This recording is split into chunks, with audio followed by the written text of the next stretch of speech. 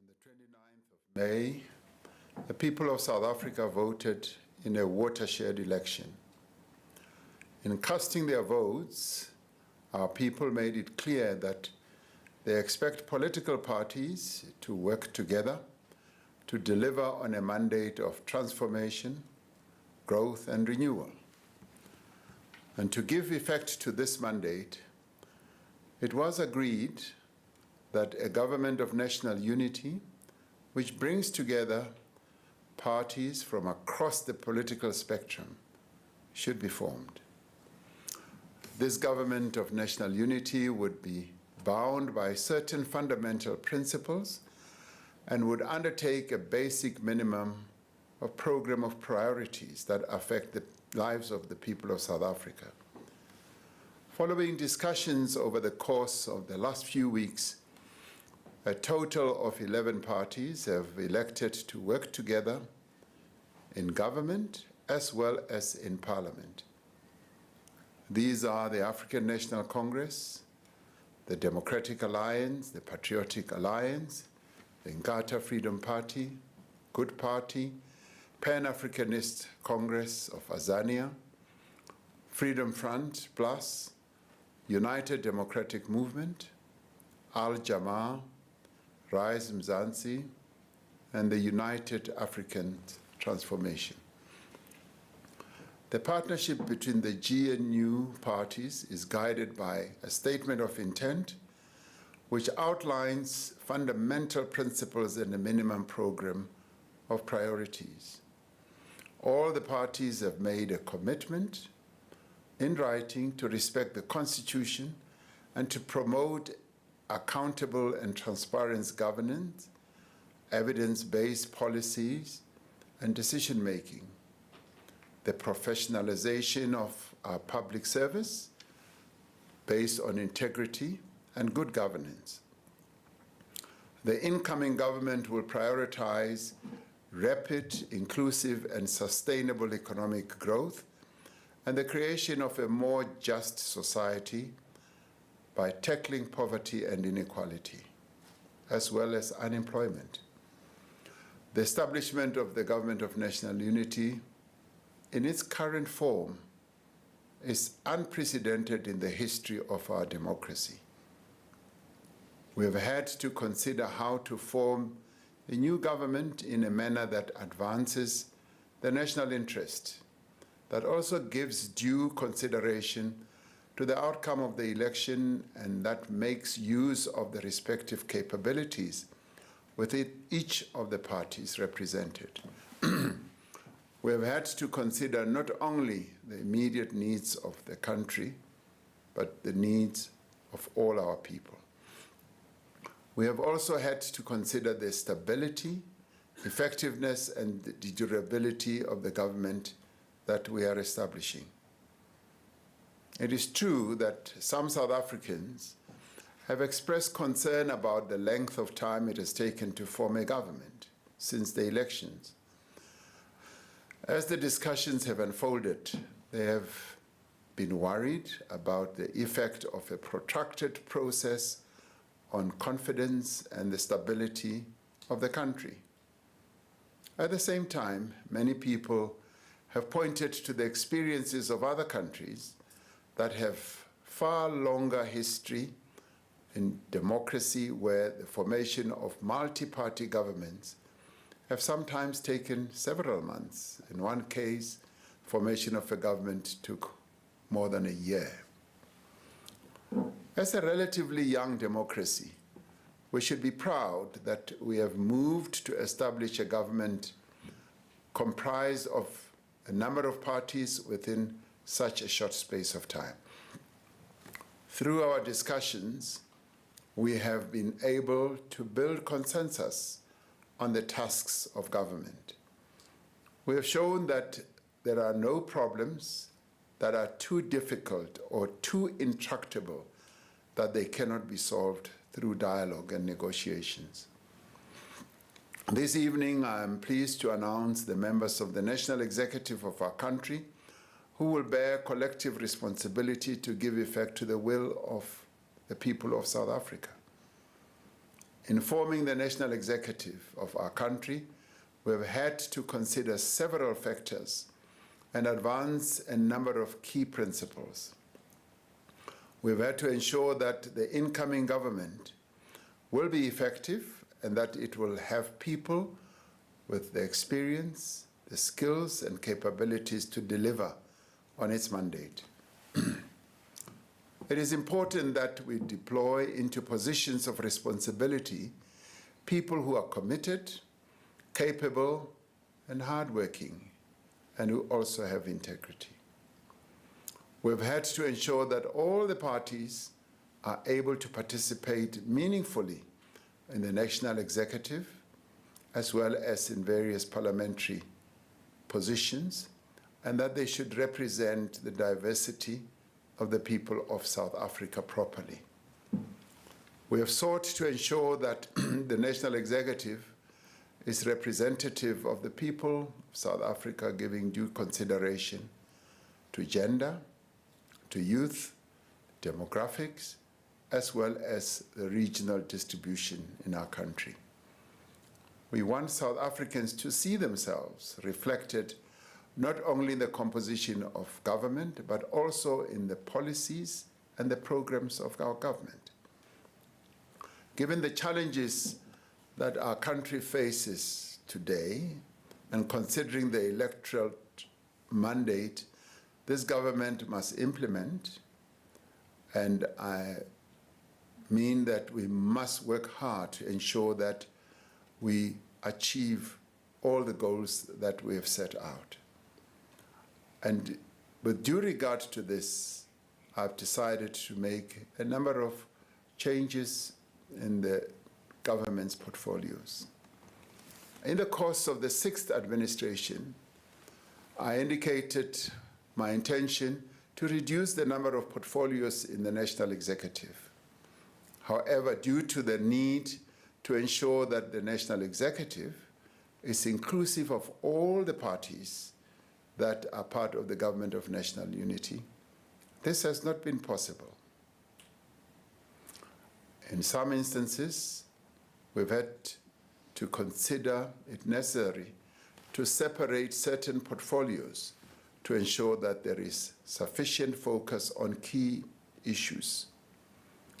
The ministries of electricity and energy will now be merged. There will be a separate Ministry of Minerals and Petroleum Resources. The Ministry of Agriculture will be separated from the Ministry of Land, Reform and Rural Development. The Ministry of Higher Education will be separated from the Ministry of Science, Technology and Innovation. The Ministry of Justice and Constitutional Development will be separated from the Ministry of Correctional Services. There will no longer be a Ministry of Public Enterprises. The coordination of the relevant public enterprises will be located in the presidency during the process of implementing a new shareholder model. However, various key institutions will be reporting to the various ministries for policy matters. The following appointments to the executive will therefore be made. The Deputy President is Paul Mashatile. The Minister of Agriculture is John Steenhuisen. The Deputy Minister of Agriculture is Rosemary Nokuzola Kapa. Minister of Land Reform and Rural Development is Mzwanele Nyoncho. Deputy Minister of Land Reform and Rural Development is Chupu Stanley Matabata. Minister of Basic Education is Siviwe Kwahube. Deputy Minister of Basic Education is Regina Mahaule. Minister of Communications and Digital Technologies is Soli Malati. The Deputy Minister of Communications and Digital Technologies is Mondli Gungubele. The Minister of Cooperative Governance and Traditional Affairs is Velinkosi Tlabisa. The Deputy Minister of Cooperative Governance and Traditional Affairs is Dixon Masemola and Nkosi Zolile Burns Ngamashe. The Minister of Defense and Military Veterans is Angie Motsecha. Deputy Minister of Defense and Military Veterans is Bantu Holomisa and Richard Mkongo. Minister of Electricity and Energy is Hosien Ramaphosa. Deputy Minister of Electricity and Energy is Samantha Graham. Minister of Science, Technology and Innovation is Blade Nzimande. The Deputy Minister of Science, Technology and Innovation is Nomalungelo Gina. Minister of Employment and Labor is Nomakosazana Meth. Deputy Minister of Employment and Labor is Jomo Sibiya and Pumzile Mgcina. Minister of Finance is Enoch Godongwana. Deputy Ministers of Finance are David Masondo and Ashor Sarupen. Minister of Forestry, Fisheries and Environment is Dion George. Deputy Ministers of Forestry, Fisheries and Environment are Naren Singh and Bernice Swart. Minister of Health is Dr. Aaron Motsoaledi. Deputy Minister of Health is Dr. Joe Patla. Minister of Higher Education is Dr. Nobuhle Nkabani. The Deputy Ministers of Higher Education are Buti Manamela and Dr. Mimi Gondwe. Minister of Home Affairs is Leon Schreiber. Deputy Minister of Home Affairs is Njabulo Nzuza. Minister of Human Settlements is Mamoloko Kubai. Deputy Minister of Human Settlements is Tandi Mahambeshala. The Minister of International Relations and Cooperation is Ronald Lamola. Deputy Ministers of International Relations and Cooperation are Alvin Buotes and Tandi Moraka. Minister of Justice and Constitutional Development is Tembing Kadimeng. The Deputy Minister of Justice and Constitutional Development is Andries Nel. The Minister of Mineral and Petroleum Resources is Gwede Mantashe. Deputy Minister of Mineral and Petroleum Resources is Judith Nemadzinga Chabalala. Minister of Planning, Monitoring and Evaluation is Marupini Ramaphosa. Deputy Minister of Planning, Monitoring and Evaluation is Seiso Muhai. Minister of Police is Senzo Mkunu. Deputy Ministers of Police are Poli Bushielo and Kassel Matale. Minister in the Presidency is Kumbuzo Nchaveni. Deputy Ministers in the Presidency are Nongeba Mhlauli and Kenneth Morolo. Minister of Public Service and Administration is Nkosi Mzamo Buthelezi. Deputy Minister of Public Service and Administration is Pinky Kekana. Minister of Public Works and Infrastructure is Dion McPherson. Deputy Minister of Public Works and Infrastructure is Sihle Zikalala. Minister of Small Business Development is Telanda Beni. The Deputy Minister of Small Business Development is Jane Sitole. The Minister of Social Development is Sisisi Tolashe. Deputy Minister of Social Development is Hanif Hendricks. The Minister of Sports, Arts and Culture is Gayton McKenzie. Deputy Minister of Sports, Arts and Culture is Peace Mabe. Minister of Tourism is Patricia DeLille. Deputy Minister of Tourism is Maggie Sochu. Minister of Trade and Industry and Competition is Pax Dao. The Deputy Ministers of Trade, Industry and Competition are Zuko Godlimpi and Andrew Whitfield. Minister of Transport is Barbara Creasy. Deputy Minister of Transport is Mkhuleko Hlengwa. Minister of Water and Sanitation is Phemima Jodina. Deputy Ministers of Water and Sanitation is David Mahlobo and Isaac Siakholo. Minister of Women, Youth and Persons with Disabilities is Sindisiwe Chikunga. Deputy Minister of Women, Youth and Persons with Disabilities is Mapaseka Steve Litsike.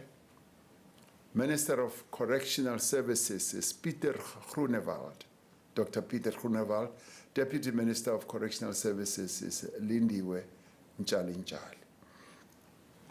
These men and women that we have appointed to the executive are drawn from all corners of our country.